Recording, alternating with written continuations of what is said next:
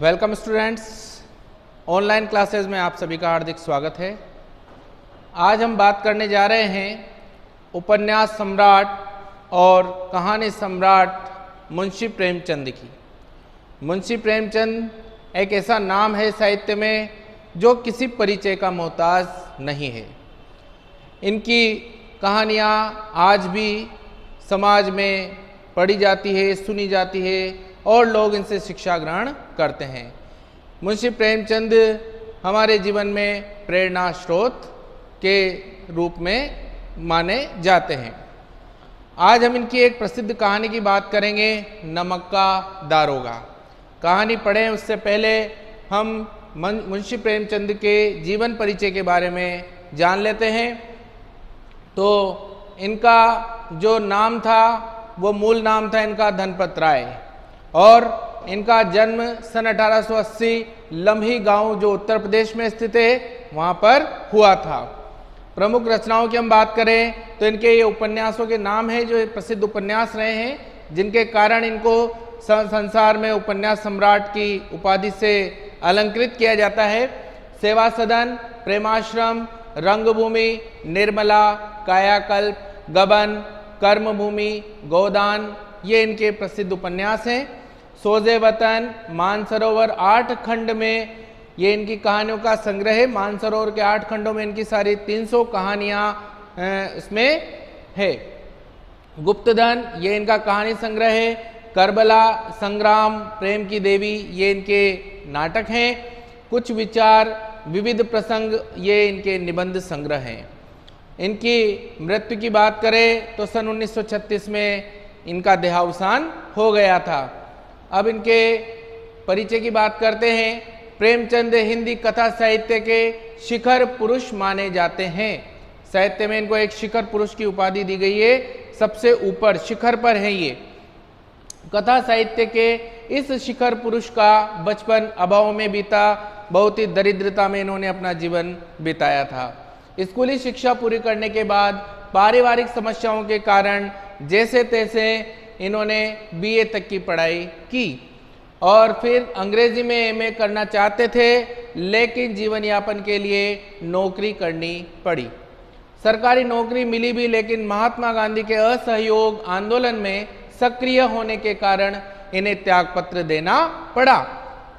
राष्ट्रीय आंदोलन से जुड़ने के बावजूद लेखन कार्य सुचारू रूप से चलता रहा। पत्नी शिवरानी देवी के साथ, इनकी पत्नी का नाम था शिवरानी देवी, उनके साथ अंग्रेजों के खिलाफ आंदोलनों में हिस्सा लेते रहे। उनके जीवन का राजनीतिक संघर्ष उनकी रचनाओं में सामाजिक संघर्ष बनकर सामने आया, जिसमें जीवन का यथार्थ और आदर्श दोनों था। इन्होंने समाज का जो आदर्शवाद है और यथार्थवाद है उनको लेकर अपनी कहानियाँ लिखी है। आगे बढ़ते हैं। हिंदी साहित्य के इतिहास में कहानी और उपन्यास की विधा के विकास का काल विभाजन प्रेमचंद को ही केंद्र में रखकर किया जाता रहा है।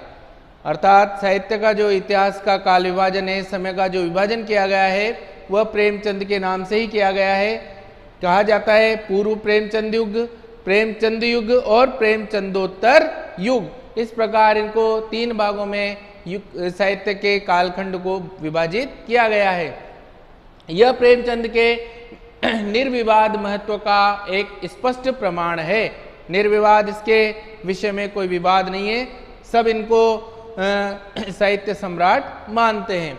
वस्तुतः प्रेमचंद ही पहले रचनाकार हैं जिन्होंने कहानी और उपन्यास की विधा को कल्पना और रोमानियत के धुंधलके से निकालकर यथार्थ की ठोस जमीन पर प्रतिष्ठित किया। सामान्यतः कहानियाँ काल्पनिक हुआ करती हैं, लेकिन प्रेमचंद ने इन सबसे अलग हटकर और कहानी को यथार्थ के धरातल पर ला खड़ा किया और इसीलिए संसार में इनकी कहानियाँ सबसे अधिक और सबसे ज़्यादा मात्रा में पढ़ी जाती है। इसके बाद आगे बात करते हैं। यथार्थ की जमीन से जुड़कर कहानी किस्सा गोई तक सीमित न रहकर पढ़ने पढ़ाने की परंपरा से भी जुड़ी। इसमें उनकी हिंदुस्तानी, हिंदी, उर्दू मिश्रित जो भाषा है उसको हिंदुस्तानी कहा जाता था पहले, भाषा का विशेष योगदान रहा है। अपनी कहानियों में इन्होंने उर्दू भाषा का भी बढ़ चढ़ कर प्रयोग किया है और उर्दू में लिखने के कारण इनको नवाब राय के नाम से भी जाना जाता है। उनके यहाँ हिंदुस्तानी भाषा अपने पूरे ठाट बाट और जातीय स्वरूप के साथ आई है। उनका आरंभिक कथा साहित्य कल्पना, संयोग और रोमानियत के ताने बाने से बुना गया है, लेकिन एक कथाकार के रूप में उन्होंने लगातार विकास किया और पंच परमेश्वर जैसी कहानी तथा सेवा सदन जैसे उपन्यास के साथ सामाजिक जीवन को कहानी का आधार बनाने वाली यथार्थवादी कला के अग्रदूत के रूप में सामने आए। आदर्शवादी कहानियां इन्होंने लिखी और उसके बाद धीरे धीरे यथार्थवाद की ओर भी आगे बढ़े। यथार्थवाद के भीतर भी आदर्शोन्मुख यथार्थवाद से आलोचनात्मक यथार्थवाद तक की विकास यात्रा प्रेमचंद ने की। अब काल्पनिकता से इन्होंने आदर्शवाद के रूप में कहानी को लिया, फिर आदर्शवाद से यथार्थवाद, यथार्थवाद मतलब जो जीवन की वास्तविकताएं हैं उनसे जुड़ी हुई कहानियां इन्होंने लिखी और उसके बाद उन यथार्थवाद वाली जो कहानियां थी उनमें भी आदर्शोन्मुख, आदर्श के साथ जो यथार्थवाद था उसको इन्होंने प्रकट किया और आदर्शोन्मुख यथार्थवाद स्वयं उन्हीं की गढ़ी हुई संज्ञा है। यह कहानी और उपन्यास के क्षेत्र में किए गए उनके ऐसे रचनात्मक प्रयासों पर लागू होती है जो कटु यथार्थ का चित्रण करते हुए भी समस्याओं और अंतर विरोधों को अंततः एक आदर्शवादी और मनोवांछित समाधान तक पहुंचा देती है। अंत में उनकी जो समाप्ति होती है वह एक आदर्शवादी समाप्ति यहाँ पर दिखाई जाती है इनकी कहानियों में। सेवा सदन, प्रेमाश्रम आदि उपन्यास और पंच परमेश्वर, बड़े घर की बेटी, नमक का दारोगा आदि कहानियां ऐसी ही है। बाद की उनकी रचनाओं में यह आदर्शवादी प्रवृत्ति कम होती गई है और धीरे धीरे वे ऐसी स्थिति तक पहुंचते हैं जहां कठोर वास्तविकता को प्रस्तुत करने में वे किसी तरह का समझौता नहीं करते। प्रारंभिक कहानियों में तो उन्होंने आदर्शवाद को भी यथार्थ के साथ जोड़े रखा, लेकिन बाद में ऐसी स्थितियां उत्पन्न हुई कि उन्हें कटु यथार्थवाद की ओर आगे बढ़ना पड़ा और गोदान उपन्यास और पूस की रात, कफन आदि कहानियां इसके सुंदर उदाहरण हैं। और इसके बाद हम कहानी का परिचय पढ़ेंगे, उससे पहले थोड़ा सा और इनका परिचय बच रहा है। जाति प्रथा की अमानवीयता को उजागर करने वाली कई कहानियां प्रेमचंद ने लिखी। सदगति, ठाकुर का कुआं जैसी कहानियां इस दृष्टि से उल्लेखनीय हैं। दूध का दाम भी इन्हीं कहानियों में से एक है। इस कहानी में समाज का जो चित्र उभरता है वह 70-80 साल पहले का है। इसके बावजूद वह पुराना मालूम नहीं होता। जाति, ये एक इनकी कहानी है दूध के दाम, उसका परिचय यहाँ पर दे रखा है। हम बात करेंगे नमक का दारोगा। और नमक का दारोगा, ये देखिए आप, ये दारोगा साहब हैं और यहाँ से कहानी जो है हमारी शुरू होती है। इस कहानी का हम लोग अध्ययन करें इससे पहले हम लोग इस कहानी का थोड़ा संक्षिप्त परिचय जानेंगे और उसको हम अगले वीडियो में देखेंगे। तब तक के लिए धन्यवाद। Welcome again. हमने पिछले वाले वीडियो में बात की थी मुंशी प्रेमचंद के जीवन परिचय की। अब हम बात करते हैं हमारी जो कहानी है नमक का दारोगा। और नमक का दारोगा को हम शुरू करते हैं यहाँ से। जब नमक का नया विभाग बना और ईश्वर प्रदत्त वस्तु के व्यवहार करने का निषेध हो गया तो लोग चोरी छिपे इसका व्यापार करने लगे। अनेक प्रकार के छल प्रपंचों का सूत्रपात हुआ। कोई घूस से काम निकालता था तो कोई चालाकी से। अधिकारियों के वो बारह थे। यहाँ पर एक कर्तव्यनिष्ठ दारोगा की हम बात करेंगे जिनका नाम है वंशीधर, और किस प्रकार वह संघर्ष करते हुए, पराजय का मुंह देखते हुए विजय की ओर किस प्रकार वह आगे बढ़ते हैं, उसी का हम इसमें अध्ययन करेंगे। इसमें हमने पहली प्रथम जो पंक्तियाँ थी उसमें समझा कि नमक का नया विभाग बना था और उसमें चोरी छुपे भी भ्रष्टाचार हो रहा था और जो भी हो वह व्यक्ति केवल उसी विभाग में काम करने की इच्छा रखता था। तो यहाँ पर छल प्रपंचों का सूत्रपात हुआ, छल प्रपंच भी होने लगे। कोई घूस या रिश्वत जिसे हम कह सकते हैं उससे काम निकालता था, कोई चालाकी से, और अधिकारियों के तो आनंद आ रहे थे। पटवारीगिरी का सर्वसम्मानित पद छोड़ छाड़ कर लोग इस विभाग की बरकंदाजी करते थे।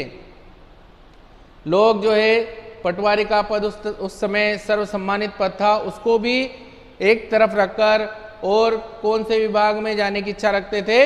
इस नमक का जो नया विभाग बना था इसी में जाने की लोग इच्छा करते थे। और इसके बाद इसके दारोगा पद के लिए तो वकीलों का भी जी ललचाता था। वकील भी चाहते थे कि इसका दारोगा पद मिल जाए। यह वह समय था जब अंग्रेजी शिक्षा और ईसाई मत को लोग एक ही वस्तु समझते थे। फारसी का प्राबल्य था, फारसी भाषा बड़ी मात्रा में बोली जाती थी। प्रेम की कथाएं और श्रृंगार रस के काव्य पढ़कर फारसीदा लोग सर्वोच्च पदों पर नियुक्त हो जाया करते थे। मुंशी बंशीधर भी जुलेखा की विरह कथा समाप्त करके सिरी और फरहाद के प्रेम वृत्तांत को नल और नील की लड़ाई और अमेरिका के आविष्कार से अधिक महत्व की बातें समझते हुए रोजगार की खोज में निकले। उनके पिता एक अनुभवी पुरुष थे। समझाने लगे, बेटा घर की दुर्दशा देख रहे हो, ऋण के बोझ से दबे हुए हैं, लड़कियां हैं वे घास फूस की तरफ बढ़ती चली जाती है। मुंशी बंशीधर जब कार्य की खोज में जाते हैं तो उनके पिताजी उनको शिक्षा देते हैं, समझाते हैं कि बेटा ऋण के बोझ से दबे हुए कर्जा है घर में, और लड़कियां जो है वो घास फूस की तरह बड़ी हो रही है, अर्थात दिनों दिन जल्दी जल्दी उनकी उम्र बढ़ती जा रही है। और मैं कगारे पर का वृक्ष हो रहा हूँ, मतलब मैं कगार का मतलब अंतिम छोर पर जो जिनका अब मृत्यु जिनकी निकट है, वृद्धावस्था में जो चल रहे हैं, तो उन्होंने कहा है कगारे का वृक्ष, कभी भी मेरा जीवन का अंत हो सकता है, न मालूम कब गिर पड़ूं। अब तुम ही घर के मालिक मुक्तहार हो, अर्थात तुम ही घर के सब कुछ हो, नौकरी में ओहदे की ओर ध्यान मत देना, यह तो पीर का मजार है। और जब नौकरी करो तो उसमें ओहदे की ओर ध्यान मत देना कि कौन सी पोस्ट के लिए तुम काम कर रहे हो, कौन सी सीट पर तुम हो, यह तो पीर का मजार है। निगाहें चढ़ावे और चादर पर रखनी चाहिए। जैसे पीर के मजार में निगाहें कहाँ होती है? चादर और चढ़ावे पर, उसी प्रकार तुम केवल ऊपरी आय पर ध्यान देना। मतलब यहाँ पर पिता जो है अपने पुत्र को भ्रष्टाचार करने की शिक्षा दे रहे हैं। ऐसा काम ढूंढना जहाँ कुछ ऊपरी आय हो। मासिक वेतन तो पूर्णमासी का चांद है जो एक दिन दिखाई देता है और घटते घटते लुप्त हो जाता है। यहाँ पर मासिक वेतन को पूर्णमासी का चांद क्यों कहा गया है? क्योंकि जिस प्रकार से चंद्रमा, पूर्णिमा का चंद्रमा धीरे धीरे घटकर और फिर एक दिन अमावस्या भी आती है और वो समाप्त हो जाता है, तो उसी प्रकार से जो तनख्वाह होती है महीने की, वह भी धीरे धीरे घर के सारे अन्य कार्यों में खर्च हो जाती है। तो उसको तो पूर्णमासी का चांद कहा गया है। और ऊपरी आय बहता हुआ स्रोत है जिससे सदैव प्यास बुझती है। ऊपरी आय मतलब रिश्वत की बात यहाँ पर मुंशी प्रेमचंद के पिता, बंशीधर के पिता कर रहे हैं। इसके बाद आगे बढ़ते हैं। इसी से उसमें वृद्धि नहीं होती। ऊपरी आमदनी ईश्वर देता है, और ऊपरी आमदनी को कौन देता है? ईश्वर देता है। इसी से उसकी बरकत होती है। तुम स्वयं विद्वान हो, तुम्हें क्या समझाऊं।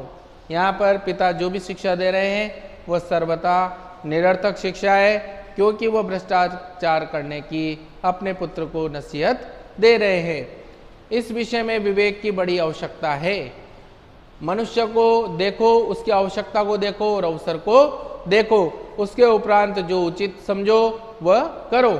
यहाँ पर बूढ़े जो मुंशी जी हैं वह अपने पुत्र को इस प्रकार की शिक्षा दे रहे हैं कि जैसा अवसर हो वैसा काम करो, जिससे जितना पैसा वसूल किया जा सके उसकी ज़रूरत को देखकर उससे उतना ही पैसा वसूल करो।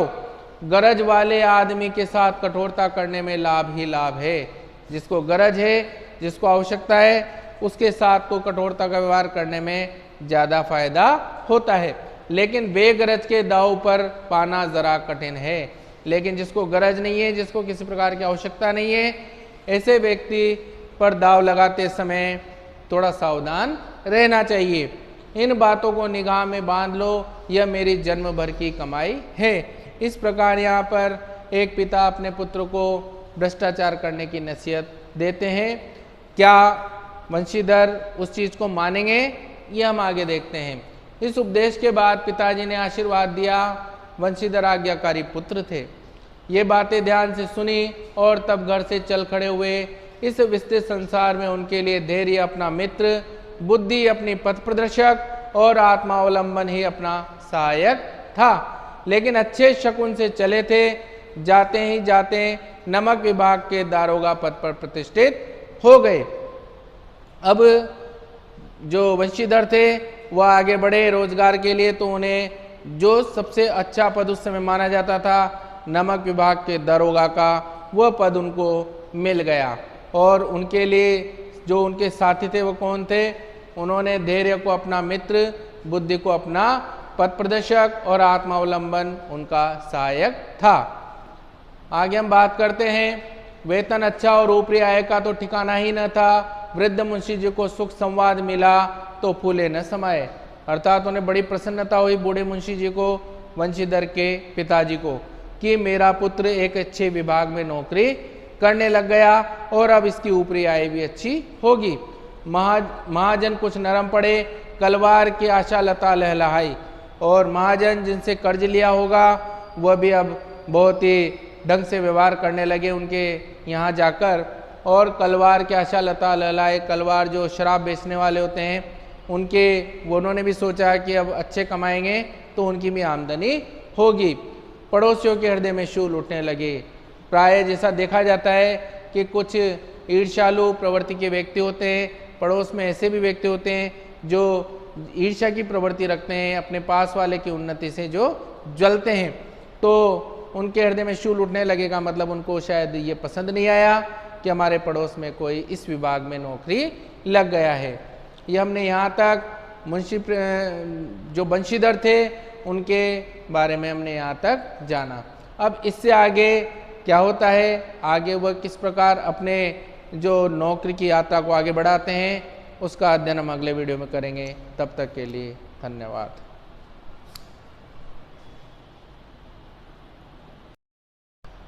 Welcome again.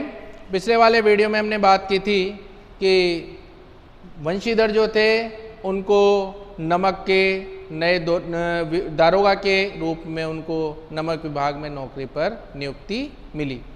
अब हम आगे बढ़ते हैं। आगे क्या क्या होता है। जाड़े के दिन थे और रात का समय। नमक के सिपाही चौकीदार नशे में मस्त थे।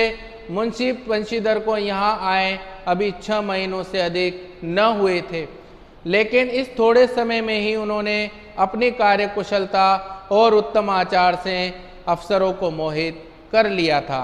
अफसर लोग उन पर बहुत विश्वास करने लगे। नमक के दफ्तर से 1 मील पूर्व की ओर जमुना नदी बहती थी। ये यमुना नदी को ही जमुना नदी कहा गया है। उस पर नावों का एक पुल बना हुआ था।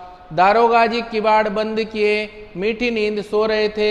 अचानक आंख खुली तो नदी के प्रवाह की जगह गाड़ियों की गड़गड़ाहट तथा मल्लाहों का कोलाहल सुनाई दिया।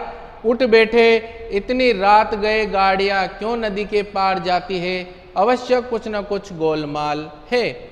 तर्क ने भ्रम को पुष्ट किया। वर्दी पहनी, तमंचा जेब में रखा और बात की बात में घोड़ा बढ़ाए हुए पुल पर आ पहुंचे। गाड़ियों की एक लंबी कतार पुल के पार जाती देखी। डांट कर पूछा, किसकी गाड़ियां हैं ये? वंशीधर अपने जो ड्यूटी थी, अपनी जो नौकरी थी, उसके अनुसार ही अपनी जिम्मेदारी का कार्य वह कर रहे थे। थोड़ी देर तक सन्नाटा रहा। आज में कुछ कानाफूसी हुई। तब आगे वाले ने कहा, पंडित आलोपी दीन की जो गाड़ियां जा रही थी, वहां पर उन गाड़ियों के विषय में जब पूछा गया वंशीधर के द्वारा, तो उन्होंने कहा गाड़ी वालों ने कि पंडित आलोपी दीन की ये गाड़ियां है। कौन पंडित आलोपी दीन? दातागंज के। उनको आंसर मिला वंशीधर को कि दातागंज के हैं ये। मुंशी वंशीधर चौंके। पंडित आलोपी दीन इस इलाके के सबसे प्रतिष्ठित जमींदार थे और पंडित आलोपी दीन जो थे वो वहाँ के एक प्रतिष्ठित जमींदार के रूप में थे। लाखों रुपए का लेन देन करते थे। इधर छोटे से बड़े कौन ऐसे थे जो उनके ऋणी न हो? ऐसा कोई नहीं था जो उनका उस समय कर्जदार ना हो। व्यापार भी बड़ा लंबा चौड़ा था, बड़े चलते पुर्जे आदमी थे। अंग्रेज अफसर उनके इलाके में शिकार खेलने आते और उनके मेहमान होते। 12 मास सदा व्रत चलता था, 12 महीने सदा एक जैसा उनका कार्य रहता था। मुंशी ने पूछा, गाड़ियां कहाँ जाएगी? उत्तर मिला, कानपुर। लेकिन इस प्रश्न पर इनमें क्या है, सन्नाटा छा गया। और जब उनसे पूछा गया जो गाड़ी चलाने वाले थे कि इनमें क्या है, तो वह सब बिल्कुल चुप हो गए, क्योंकि वह कार्य जो है वह भ्रष्टाचार वाला कार्य, कालाबाजारी वाला कार्य हो रहा था। आगे देखते, दारोगा साहब का संदेह और भी बढ़ा। कुछ देर तक उत्तर की बाट जो देखकर वह जोर से बोले, क्या तुम सब गूंगे हो? क्या तुम सब गूंगे हो गए हो? हम पूछते हैं इनमें क्या लदा है? जब इस बार भी कोई उत्तर न मिला तो उन्होंने घोड़े को एक गाड़ी से मिलाकर बोरे को टटोला। भ्रम दूर हो गया, यह नमक के डेले थे। अब पंडित अलोपीदीन अपने सजीले रथ पर सवार कुछ सोते कुछ जागते चले आते थे। अचानक कई गाड़ी वालों ने घबराए हुए आकर जगाया और बोले, महाराज, दारोगा ने गाड़ियां रोक दी है और घाट पर खड़े आपको बुलाते हैं। पंडित अलोपीदीन का लक्ष्मी जी पर अखंड विश्वास था। वह कहा करते थे कि संसार का तो कहना ही क्या, स्वर्ग में भी लक्ष्मी का ही राज्य है। उनका यह कहना यथार्थ ही था। यथार्थ मतलब सत्य ही, वास्तविकता ही थी। न्याय और नीति सब लक्ष्मी के ही खिलौने हैं। इन्हें वह जैसे चाहती है न चाहती है। लेटे ही लेटे गर्व से बोले, चलो हम आते हैं। यह कहकर पंडित जी ने बड़ी निश्चिंतता से पान के बीड़े लगाकर खाए। पान चबाते उन्होंने आने का आश्वासन दे दिया। फिर लिहाफ ओढ़े हुए दारोगा के पास आकर बोले, बाबूजी आशीर्वाद कहिए, हमसे ऐसा कौन सा अपराध हुआ कि गाड़ियां रोक दी गई? हम ब्राह्मणों पर तो आपकी कृपा दृष्टि रहनी चाहिए। बंशीधर रुखाई से बोले, सरकारी हुक्म, अर्थात सरकारी हुक्म की वजह से ये गाड़ियां रोकी गई है। पंडित अलोपीदीन ने हंसकर कहा, हम सरकारी हुक्म को नहीं जानते और न सरकार को। हमारे सरकार तो आप ही हैं। हमारा और आपका तो घर का मामला है। हम कभी आपसे बाहर हो सकते हैं? आपने व्यर्थ का कष्ट उठाया। यह हो नहीं सकता कि इधर से जाएं और इस घाट के देवता को भेंट न चढ़ावें। घाट के देवता को भेंट चढ़ाने का मतलब ऐसा हो नहीं सकता कि हम यहाँ से इन गाड़ियों को ले जाएं और आपको रिश्वत नहीं दें। मैं तो आपकी सेवा में स्वयं ही आ रहा था। इस तरह अलोपीदीन अपनी बातों के मोह जाल में वंशीधर को फंसाने की कोशिश करते हैं। वंशीधर पर ऐश्वर्य की मोहिनी वंशी का कुछ प्रभाव न था। कोई प्रभाव नहीं पड़ा ऐसी बातों का मुंशी वंशीधर पर। ईमानदारी की नई उमंग थी। कड़क कड़क कर बोले, हम उन नमक हरामों में नहीं हैं जो कोड़ियों पर अपना ईमान बेचते फिरते हैं। आप इस समय हिरासत में हैं। आपको कायदे के अनुसार चालान होगा। बस मुझे अधिक बातों की फुर्सत नहीं है। जमादार बदलो सिंह, तुम इन्हें हिरासत में ले चलो, मैं हुक्म देता हूँ। पंडित अलोपीदीन स्तंभित हो गए। गाड़ी वालों में हलचल मच गई। पंडित जी के जीवन में कदाचित यह पहला ही अवसर था कि पंडित जी को ऐसी कठोर बातें सुननी पड़ी। बदलू सिंह आगे बढ़ा, किंतु रोब के मारे यह साहस न हुआ कि उनका हाथ पकड़ सके। पंडित जी ने धर्म को धन का ऐसा निरादर करते कभी न देखा था। बदलू सिंह क्योंकि वह पुराना था, उसे पता था कि अलोपीदीन कौन थे, इसलिए उसकी हिम्मत नहीं हुई कि वो पंडित जी को गिरफ्तार करने आगे बढ़े। और उसके बाद धर्म को धन का ऐसा निरादर करते कभी नहीं देखा गया। अर्थात जो वंशीधर थे वह धर्म का पालन कर रहे थे और अलोपीदीन उन्हें धन का लालच देकर ये सोच रहे थे कि वे अपने धर्म के मार्ग से विचलित हो जाएं। लेकिन मुंशी वंशीधर अपने कर्तव्य मार्ग से 1 इंच भी विचलित नहीं हुए। आगे बढ़ते विचार किया कि यह अभी उदंड लड़का है, अभी नया नया है और इसमें अभी बचपना है, माया मोह के जाल में अभी नहीं पड़ा, अल्लड़ है, अभी नासमझ है, झिझकता है। बहुत दीन भाव से बोले, बाबू साहब ऐसा न कीजिए, हम मिट जाएंगे, इज्जत धूल में मिल जाएगी, हमारा अपमान करने से आपके हाथ क्या आएगा, हम किसी तरह आपसे बाहर थोड़ी हैं। बंशीधर ने कठोर स्वर में कहा, हम ऐसी बातें नहीं सुनना चाहते। अलोपीदीन ने जिस सहारे को चट्टान समझ रखा था वह पैरों के नीचे खिसकता हुआ मालूम हुआ। स्वाभिमान और धन ऐश्वर्य की कड़ी चोट लगी, किंतु अभी तक धन की सांख्यिक शक्ति का पूरा भरोसा था। यद्यपि अलोपीदीन को पता लग गया था कि ये एक ईमानदार अधिकारी है, लेकिन उसके बावजूद भी उन्होंने अपने धन पर अटल विश्वास रखा और वह आगे बढ़ते हैं। क्या करते हैं, अपने मुख्तियार से बोले, लाला जी 1000 के नोट बाबू साहब की को भेंट करो, आप इस समय भूखे सिंह हो रहे हैं। बंशीधर ने गर्म होकर कहा, 1000 नहीं, 1,00,000 भी मुझे सच्चे मार्ग से नहीं हटा सकते। धर्म की इस बुद्धिहीन दृढ़ता और देव दुर्लभ त्याग पर मन बहुत झुंझलाया। अब दोनों शक्तियों में संग्राम होने लगा। धन ने उछल उछल कर आक्रमण करने शुरू किए। 1 से 5, 5 से 10, 10 से 15 और 15 से 20,000 तक नौबत पहुंची, किंतु धर्म अलौकिक वीरता के साथ बहुसंख्यक सेना के सम्मुख अकेला पर्वत की भांति अटल अविचलित खड़ा था। लेकिन अलोपीदीन के बार बार लालच दिए जाने पर, धन की संख्या बढ़ाने पर भी और 20,000 तक कर देने पर भी मुंशी बंशीधर जो है वह अपने मार्ग से विचलित नहीं हुए। अपने ईमानदारी के मार्ग पर वह अटल पर्वत के समान खड़े रहे।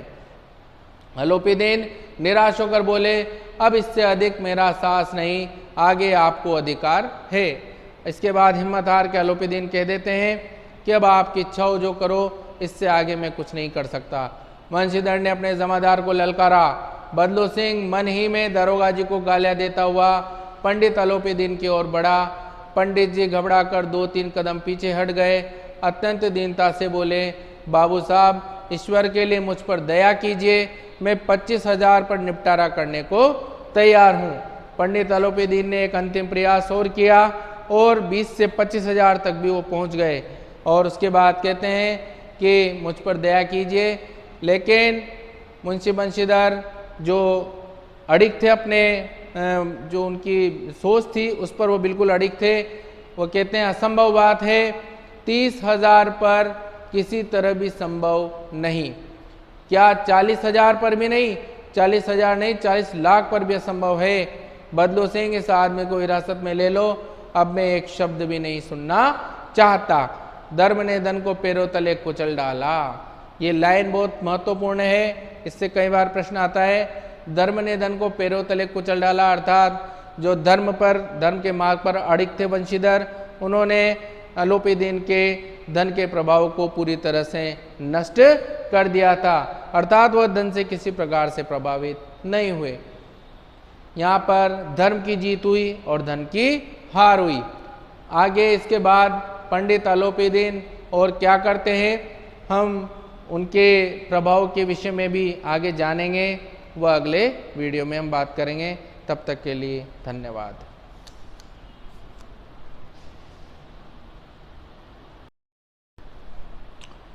Welcome again.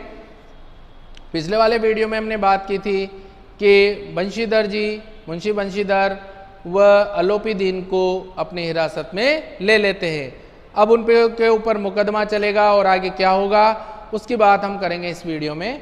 अलोपीदीन ने एक हृष्ट पुष्ट मनुष्य को हथकड़ियां लिए हुए अपनी तरफ आते देखा। चारों ओर निराश और कातर दृष्टि से देखने लगे। इसके बाद मूर्छित होकर गिर पड़े। दुनिया सोती थी पर दुनिया की जीभ जागती थी। दुनिया सोती थी और पर दुनिया की जीभ जागने का मतलब ये है, लोग चाहे सामने कुछ न कहें लेकिन पीछे से जरूर बातें करते, अर्थात उनको सब याद रहता है। जीभ का मतलब आपस में कानाफूसी सब करते हैं, चाहे वो व्यक्ति के सामने बात नहीं करेंगे। तो ये यहाँ पर उससे इसे मतलब है, अर्थात सभी को पता लग गया इस बात का। सवेरे देखे तो बालक वृद्ध सबके मुंह से यही बात सुनाई देती थी, जिसे देखे वही पंडित जी के इस व्यवहार पर टीका टिप्पणी कर रहा था। निंदा की बौछारें हो रही थी, मानो संसार से अब पापी का पाप कट गया।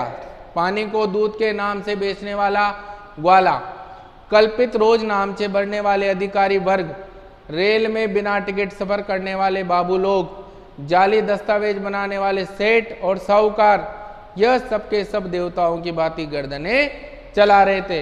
हर वह व्यक्ति चीटा कसी कर रहा था जो व्यक्ति स्वयं भ्रष्टाचार में लिप्त था।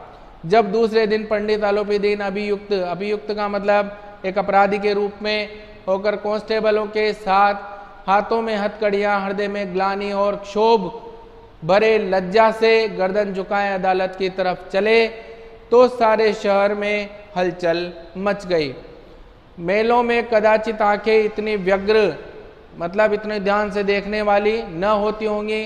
भीड़ के मारे छत और दीवार में कोई भेद न रहा। छत और दीवार में भेद न रहने का मतलब इतनी मात्रा में लोग इकट्ठे हो गए कि और कुछ दिखाई ही नहीं दे रहा था। किंतु अदालत में पहुंचने की देर थी। पंडित आलोपीदीन इस अगाध वन के सिंह थे। अगाध वन के सिंह होने का मतलब उनका पूरा अधिकार, उस सारा जो सिस्टम था उस पर उनका पूरा अधिकार था। सब लोग उनके वश में थे, जिनको चाहे वह खरीद सकते थे अपने पैसे के बल पर। तो इसलिए उनके लिए कहा गया है कि इस अगाध वन के शेर थे वो। अधिकारी वर्ग उनके भक्त, अमले उनके सेवक, वकील मुख्तियार उनके आज्ञा पालक और अर्दली चपड़ासी तथा चौकीदार तो उनके बिना मोल के गुलाम थे। तो इन सबको उन्होंने अपने वश में कर रखा था। उन्हें देखते ही लोग चारों तरफ से दौड़े। सभी लोग विस्मित हो रहे थे, इसलिए नहीं कि आलोपीदीन ने यह कर्म किया, बल्कि इसलिए कि वह कानून के पंजे में कैसे आए। ऐसा मनुष्य जिसके पास असाध्य साधन करने वाला धन और अनन्य वाचालता हो, वह क्यों कानून के पंजे में आए। प्रत्येक मनुष्य उनसे सहानुभूति प्रकट करता था। बड़ी तत्परता से इस आक्रमण को रोकने के निमित्त वकीलों की एक सेना तैयार की गई। अब चूंकि उनसे बहुत सारे लोग प्रभावित थे, क्योंकि वो उनके काम भी करते थे, इसलिए ऐसे भ्रष्टाचार की भी रक्षा करने के लिए लोग खड़े हो गए। कई वकीलों की फौज भी तैयार हो गई। न्याय के मैदान में धर्म और धन में युद्ध ठन गया। धर्म की ओर थे मुंशी बंशीधर और धन का प्रतीक थे पंडित आलोपीदीन। बंशीधर चुपचाप खड़े थे। उनके पास सत्य के सिवा न कोई बल था, न स्पष्ट भाषण के अतिरिक्त कोई शस्त्र। गवाह थे किंतु लोभ से डावाडोल। उनके जो गवाह थे वह भी बिके हुए थे, लोभ था उनके भी।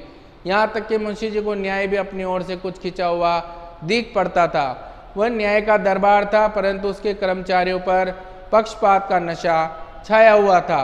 किंतु पक्षपात और न्याय का क्या मेल। जहाँ पक्षपात हो वहाँ न्याय की कल्पना नहीं की जा सकती। मुकदमा शीघ्र ही समाप्त हो गया। डिप्टी मजिस्ट्रेट ने अपनी तजवीज़ अपने फैसले में लिखा, पंडित आलोपीदीन के विरुद्ध दिए गए प्रमाण निर्मूल और भ्रमात्मक हैं, अर्थात जिनका कोई यहाँ पर इससे कोई संबंध दिखाई नहीं देता, ये कहकर और उनको बाइज्जत बरी कर दिया गया। वह एक बड़े भारी आदमी हैं। यह बात कल्पना के बाहर है कि उन्होंने थोड़े लाभ के लिए ऐसा दुस्साहस किया होगा। यद्यपि नमक के दारोगा मुंशी बंशीधर का अधिक दोष नहीं है, लेकिन यह बड़े खेत की बात है कि उसकी उदंडता और विचारहीनता के कारण एक भले मानुष को कष्ट झेलना पड़ा।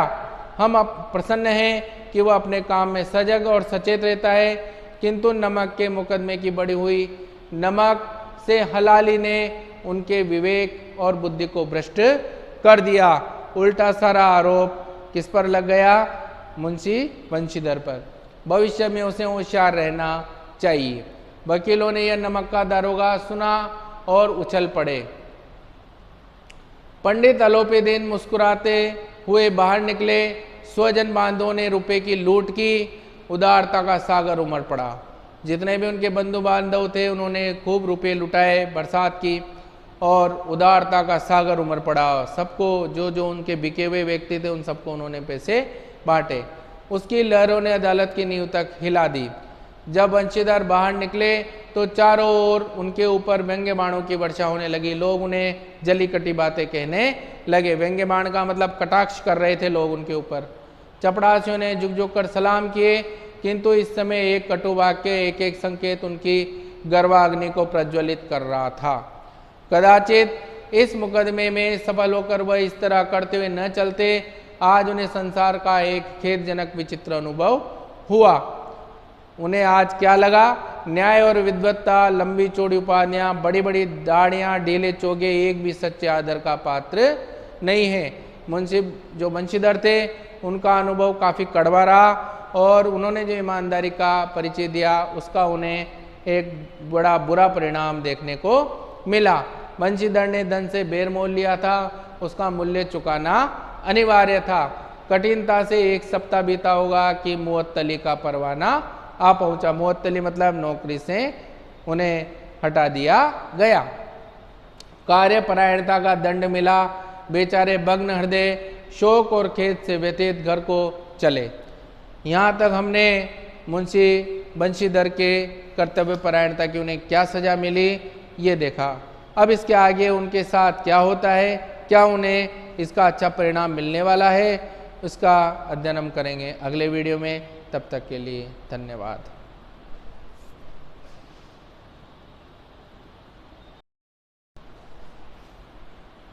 Welcome again. हम बात करते हैं इस वीडियो में कि मुंशी बंशीधर जो थे वह अब आगे उनके साथ क्या होने वाला है। इससे पहले वाले वीडियो में हमने बात की थी कि उन्हें नौकरी से हटा दिया गया, अर्थात आरोपी दिन से बेर मोल लेने की उन्हें सजा मिली। अब आगे क्या होता है, आगे देखिए। बूढ़े मुंशी जी तो पहले ही से कुड़बुड़ा रहे थे कि चलते चलते इस लड़के को समझाया था, लेकिन इसने एक न सुनी। सब मनमानी करता है, हम तो कलवार और कसाई के तगादे से हैं, बुढ़ापे में भगत बनकर बैठे और वहाँ बस वही सूखी तनख्वाह। हमने भी तो नौकरी की है और कोई अहदेदार नहीं थे, कोई बड़े पद पर नहीं थे, लेकिन काम किया, दिल खोल कर किया और आप ईमानदार बनने चले हैं। बंशीधर के पिता भी उनको जलीकटी बातें सुना रहे हैं। घर में चाहे अंधेरा हो, मस्जिद में अवश्य दिया जलाएंगे। ये व्यंग्य किया उन्होंने कि घर में तो कुछ भी नहीं है भले, लेकिन बाहर बड़ी अच्छी अच्छी कार्य करने की इच्छा है, ऐसा उन्होंने उस प्रकार व्यंग्य किया। खेद है ऐसी समझ पर बड़ा दुख है। पढ़ना लिखना सब अखारत गया। इसके थोड़े दिनों बाद जब मुंशी बंशीधर इस दूरावस्था में घर पहुंचे और बूढ़े पिताजी ने समाचार सुना तो सिर पीट लिया। बोले, जी चाहता है कि तुम्हारा और अपना सिर फोड़ लूं। बहुत देर तक पछता पछता कर हाथ मलते रहे। क्रोध में कुछ कठोर बातें भी कही और यदि बंशीधर वहां से टल न जाता तो अवश्य यह क्रोध विकट रूप धारण करता। वृद्ध माता को भी दुख हुआ। जगन्नाथ और रामेश्वर यात्रा की कामनाएं मिट्टी में मिल गई। सारी जो उन्होंने इच्छाएं संजो रखी थी वह सब मिट्टी में मिल गई। पति ने कई दिनों तक सीधे मुंह बात नहीं की। इसी प्रकार एक सप्ताह बीत गया। सांध्य का समय था। बूढ़े मुंशी जी बैठे बैठे राम नाम की माला जप रहे थे। इसी समय उनके द्वार पर सजा हुआ रथ आकर रुका। हरे और गुलाबी पर्दे, पछैये बेलों की जोड़ी, उनकी गर्दन में नीले धागे, सिंह, पीतल से जड़ हुए कई नौकर, लाठियां कंधों पर रखे साथ थे। मुंशी जी अगवानी को दौड़े आगे बढ़कर सेवा करने, आगे बढ़कर उनकी स्वागत करने, उसे कहते हैं अगवानी। अगवानी को दौड़े, देखा तो पंडित आलोपी दीन हैं, जो कर दंडवत की और लल्लो चप्पो की बातें करने लगे, अर्थात उनकी चापलूसी करने लगे। हमारा भाग्य उदय हुआ जो आपके चरण इस द्वार पर आए। आप हमारे पूज्य देवता हैं, आपको कौन सा मुंह दिखावें। मुंह में तो कालिक लगी हुई है, किंतु क्या करे, लड़का अभागा कपूत है, नहीं तो आपसे क्या मुंह छिपाना पड़ता। मुंशी बंशीधर के पिता जो थे बूढ़े मुंशी जी, वह इस प्रकार चापलूसी की बातें करके और आलोपी दीन को ये दिखाना चाहते थे कि ये बड़ा दुर्भाग्यशाली है, ना समझ लड़का है, इसकी वजह से हमने आपसे बेर लिया, इसके लिए हमें आप माफ़ कर दीजिए। ईश्वर ने संतान चाहे रखे पर ऐसी संतान न दे। इस प्रकार कड़वी बातें वहाँ पर बूढ़े मुंशी जी कर रहे थे। अलोपीदीन ने कहा, नहीं भाई साहब, ऐसा न कहिए। मुंशी जी ने चकित होकर कहा, ऐसी संतान को और क्या कहूं। अलोपीदीन ने वात्सल्यपूर्ण स्वर में कहा, कुल तिलक और पुरखों की कीर्ति उज्जवल करने वाले संसार में ऐसे कितने धर्मपरायण मनुष्य हैं जो धर्म पर अपना सब कुछ अर्पण कर सके। और यहाँ तो बिल्कुल अलोपीदीन जी का बदला हुआ चेहरा हमें नजर आता है।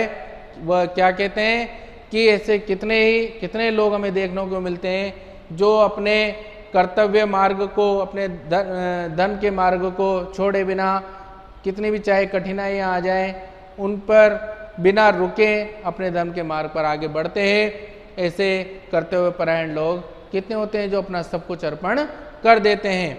पंडित अलोपीदीन ने बंशीधर से कहा, दारोगा जी, इसे खुशामद न समझिए। खुशामद करने के लिए मुझे इतना कष्ट उठाने की जरूरत न थी। उस रात को आपने अपने अधिकार बल से अपनी हिरासत में लिया था, किंतु आज मैं स्वेच्छा से आपकी हिरासत में आया हूँ। मैंने हजारों रईस और अमीर देखे, हजारों उच्च पदाधिकारियों से काम पड़ा, किंतु परास्त किया तो आपने। मैंने सबको अपना और अपने धन का गुलाम बनाकर छोड़ दिया। मुझे आज्ञा दीजिए कि आपसे कुछ विनय करूं। बंशीधर ने अलोपीदीन को आते देखा तो उठकर सत्कार किया, किंतु स्वाभिमान सहित उन्हें किसी प्रकार की शर्मिंदगी महसूस नहीं की। समझ गए कि यह महाशय मुझे लज्जित करने और जलाने आए हैं। क्षमा प्रार्थना की चेष्टा नहीं की, वरन उन्हें अपने पिता की यह ठुकर सुहाती की बात असह्य सी प्रतीत हुई। पर पंडित जी की बातें सुनी तो मन की मैल मिट गई।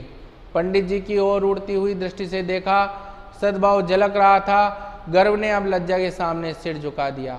शर्माते हुए बोले, यह आपकी उदारता है जो ऐसा कहते हैं। मुझसे जो कुछ अविनय हुई उसे क्षमा कीजिए। मैं धर्म की बेड़ी में जकड़ा हुआ था, नहीं तो वैसे मैं आपका दास हूँ। जो आज्ञा होगी वह मेरे सिर माथे पर। इस प्रकार मुंशी बंशीधर बड़ी विनम्रता का परिचय देते हैं। अलोपीदीन ने विनीत भाव से कहा, नदी तट पर आपने मेरी प्रार्थना नहीं स्वीकार की थी, किंतु आज स्वीकार करनी पड़ेगी। बंशीधर बोले, मैं किस योग्य हूँ, किंतु जो कुछ सेवा मुझसे हो सकती है उसमें त्रुटि न होगी। अलोपीदीन ने एक स्टाम्प लगा हुआ पत्र निकाला और उसे बंशीधर के सामने रखकर बोले, इस पद को स्वीकार कीजिए और अपने हस्ताक्षर कर दीजिए। मैं ब्राह्मण हूँ, जब तक यह सवाल पूरा न कीजिएगा द्वार से न हटूंगा। मुंशी बंशीधर ने उस कागज को पढ़ा तो कृतज्ञता से आंखों में आंसू भर आए। पंडित अलोपीदीन ने उनको अपनी सारी जायदाद का स्थायी मैनेजर नियत किया था। 6000 वार्षिक वेतन के अतिरिक्त रोजाना खर्च अलग, सवारी के लिए घोड़ा, रहने को बंगला, नौकर चाकर मुफ्त। कंपित स्वर में बोले, कपकपाते हुए स्वर में बोले, पंडित जी, मुझ में इतनी सामर्थ्य नहीं कि आपकी उदारता की प्रशंसा कर सकूं, किंतु ऐसे उच्च पद के योग्य नहीं हूं। ये मुंशी बंशीधर ने कहा। अलोपीदीन हंसकर बोले, मुझे इस समय एक अयोग्य मनुष्य की ही जरूरत है। बंशीधर ने गंभीर भाव से कहा, यो मैं आपका दास हूँ। आप जैसे कीर्तिमान सज्जन पुरुष की सेवा करना मेरे लिए सौभाग्य की बात है, किंतु मुझ में न विद्या है, न बुद्धि, न वह स्वभाव जो इन त्रुटियों की पूर्ति कर देता है। ऐसे महान कार्य के लिए एक बड़े मर्मज्ञ अनुभवी मनुष्य की जरूरत है। अलोपीदीन ने कलमदान से कलम निकाली और उसे बंशीधर के हाथ में देकर बोले, न मुझे विद्वता की चाह है, न अनुभव की, न मर्मज्ञता की, न कार्य कुशलता की। इन गुणों के महत्व को खूब पा चुका हूँ। अब सौभाग्य और सुअवसर ने मुझे वो मोती दे दिया जिसके सामने योग्यता और विद्वता की चमक फीकी पड़ जाती है। यह कलम लीजिए, अधिक सोच विचार न कीजिए, दस्तखत कर दीजिए। परमात्मा से यही प्रार्थना है कि वह आपको सदैव वही नदी के किनारे वाला बेमुरौवत, उदंड, कठोर परंतु धर्मनिष्ठ दारोगा बनाए रखे। बंशीधर की आंखें डबडबाई। हृदय के संकुचित पात्र में इतना एहसान न समा सका। एक बार फिर पंडित जी की ओर भक्ति और श्रद्धा की दृष्टि से देखा और कांपते हुए हाथ से मैनेजरी के कागज पर हस्ताक्षर कर दिए। अलोपीदीन ने प्रफुल्लित होकर उन्हें गले लगा लिया। ये यहाँ पर इस कहानी का समापन होता है। और इससे संबंधित जो PDF है जिसमें आपके पाठ्य पुस्तक के प्रश्न उत्तर हैं और अन्य प्रश्न उत्तर भी हैं, उनको आप अपनी कॉपी में हल करेंगे। मैं समझता हूँ कि आपको ये पाठ अच्छे से समझ में आ गया होगा और नेक्स्ट पार्ट के लिए हम अगले वीडियो में बात करेंगे। तब तक के लिए धन्यवाद।